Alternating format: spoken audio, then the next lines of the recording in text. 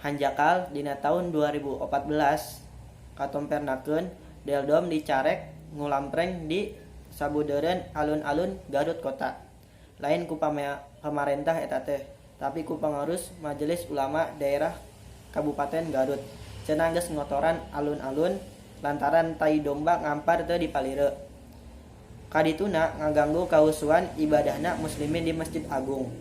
Sabab tai domba narempel dina dampal sendal terus ka emper-emper tepi ka buruan masjid.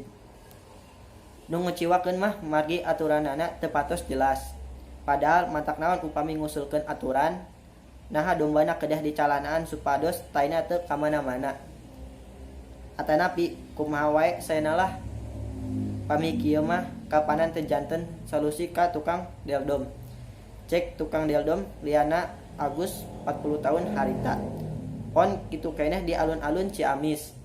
Beuki dieu teh deldom beuki langka, tapi di Ciamis mah lain alatan dicarek. Estuning kadiseuh ku beca cinta.